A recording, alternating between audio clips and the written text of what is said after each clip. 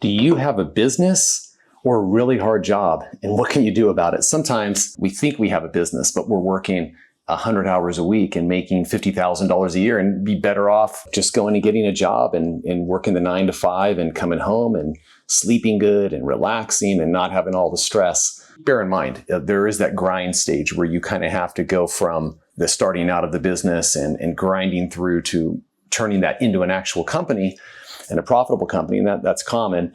But here's a couple things to consider. So 86% of small businesses make less than $100,000 a year. Think about that. And I know $100,000 is a good sum of money, but I'm talking about it, the risk you're taking with the business, the commitment you're taking, maybe the capital investment and all of those things involved.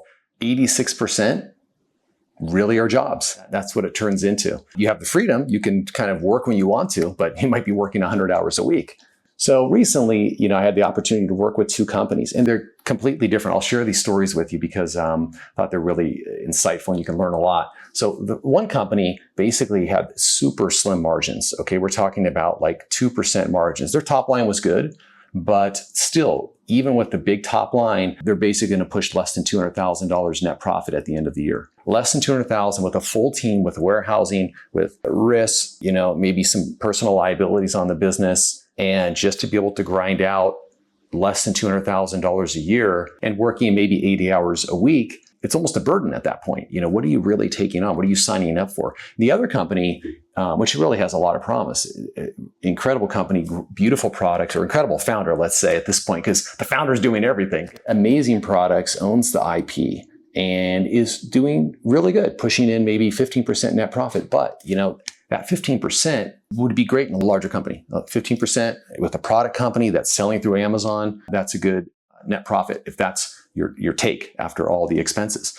But in this case, this founder is doing everything, working probably again for legitimately 80 hours a week. And so when he gets to the point where he's going to add on a team and delegate more and live a normal life, that 15% is going to shrink down to maybe 8% or something like that. But it's a great business because at the same time, he should be able to work on the supply chain, work on the factories and limit some costs in those areas.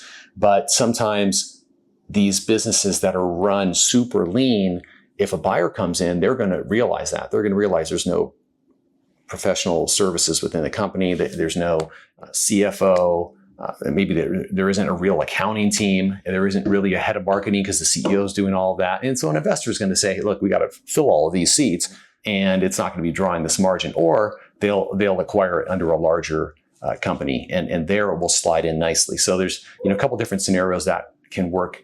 And it's good for you to realize those things and kind of understand and really think about what margins mean. There's an old saying in sports that winning solves everything. So anyways, the solution here, do you have a real business or do you just have a job, and what do you do about it? So the solution here is focus on your margins. I know this is common sense in sports. They say, winning solves everything. And then in business, I say gross margins solve everything. So focus on the gross margins. I'll tell you an interesting story. When I was starting out, I started out in 2001, and then around 2008, we made a big pivot and we kind of went multi-channel. Okay, so up to that point, we were 100% direct to consumer.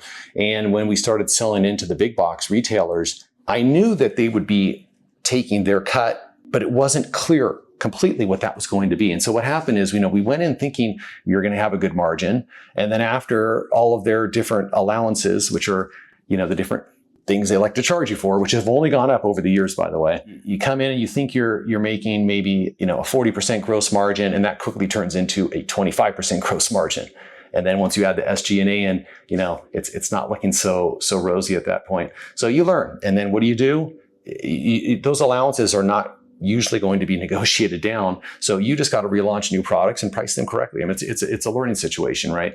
But everything is, you're either going to live or die at that gross margin line when you're a small business, especially a product business we're talking about here.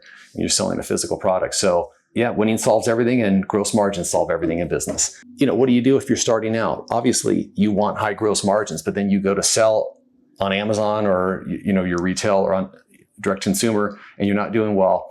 And because the competition is priced lower, what's that telling you? It's telling you that you don't have enough product differentiation, okay? So you have to, from the very beginning, from conception, you have to have differentiation in the market.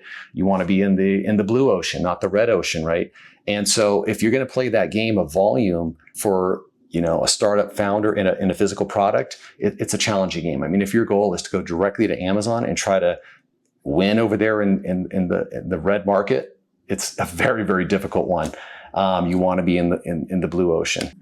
Thanks for watching. Please comment down below if you've ever owned a job instead of a business. We'd love to hear those stories. Take care.